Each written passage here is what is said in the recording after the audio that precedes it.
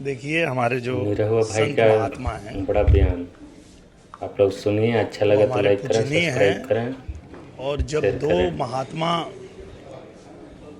एक दूसरे से बात कर रहे हैं तो हम लोग उसमें क्या बोल सकते हैं। नहीं, मुख्यमंत्री का पर कोई शक है कि हिंदू नहीं है मुख्यमंत्री योगी आदित्यनाथ। तो मुख्यमंत्री जी ने क्या कहा? नहीं, मुख्यमंत्री की तरफ से अभी कोई जवाब नहीं हाँ आया। तो वो जवाब देंगे, हम थोड़े जवाब देंगे। इस तरह का अगर प्रश्न उठा रहे हैं क्योंकि उनको शंकराचार्य है कि नहीं उस पर प्रश्न उठाया गया था, जिसके जवाब में शंकराचार्य ने इस तरह का जवाब मुझे लगता है पहले तो इस तरह का विवाद होना नहीं चाहिए था, और किसी भी वजह से अगर ऐसा हुआ है तो वो ठीक नहीं है। और मैंने कहा कि साधु संत महात्मा जो हैं वो क्रोधित होकर कुछ कह सकते हैं, पर हम लोग उसके विषय में क्या कह सकते हैं, वो तो वही बता पाएंगे, वही कह पाएंगे।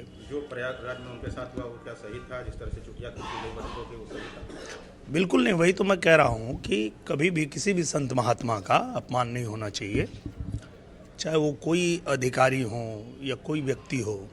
इस बात का ध्यान तो रखना ही चाहिए कि किसी भी संत का, किसी भी महात्मा का अपमान न हो। यूजीसी कानून के खिलाफ श्रवण नवाब लगातार आंदोलित था। सुप्रीम कोर्ट ने राहत देते हुए उन्हें तारीख का समय दिया है और उसको बैठ किया है। किस तरह से देखते हैं आप? बिल्कुल, देखिए कोई भी कानून जो होता है वो इसलिए बनाया जाता है कि समाज के सभी लोगों के लिए फ़ायदेमंद हो, और अगर उससे किसी को भी आघात पहुंचता है या किसी को भी उससे उसका दुरुपयोग होता है तो उस पर रोक लगनी ही चाहिए। और जैसा कि माननीय सुप्रीम कोर्ट ने उस पर रोक लगा भी दिया है।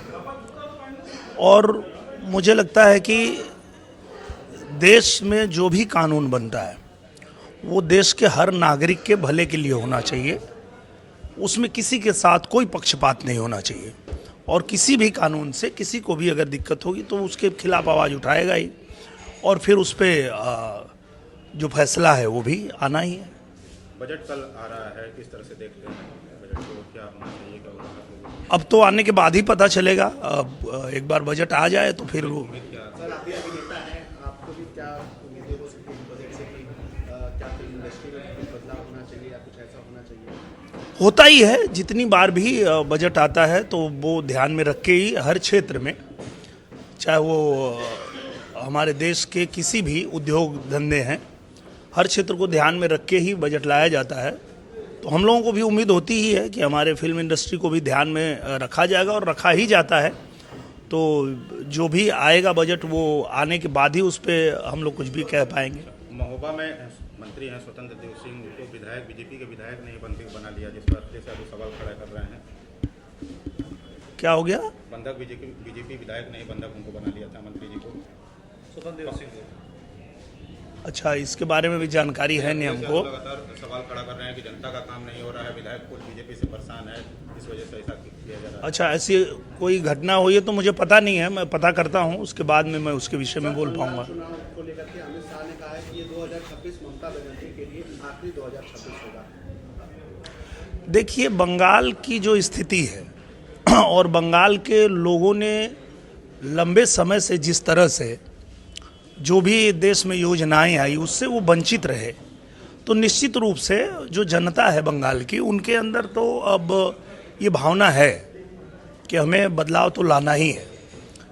क्योंकि केंद्र सरकार की जितनी भी योजनाएं आई उसको कहीं ना कहीं बंगाल की जो सरकार है उसने रोक लगाया और आम जनता तक लाभ को पहुंचने नहीं दिया। तो उस बात से वहाँ की जनता ने मन तो बनाया है कि परिवर्तन होगा। तो अगर गृह मंत्री जी कह रहे हैं तो वो गलत नहीं कह रहे, ठीक कह रहे हैं। सर, बनारस में है, क्या प्रोग्राम आपका है, क्या काशी को लेकर? अभी हम लोगों का ये आने वाले समय में जो होली का उत्सव आने वाला है तो उसी को लेकर के कुछ हमारी शूटिंग है यहाँ पे, और उसी के लिए हम लोग आए हुए हैं। बहुत धन्यवाद।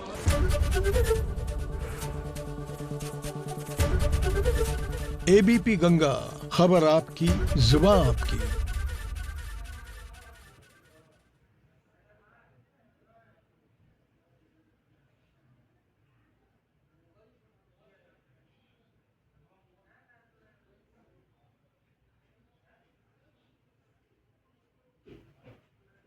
निरहुआ भाई के बात से सहमत हैं तो लाइक करें, सब्सक्राइब करें।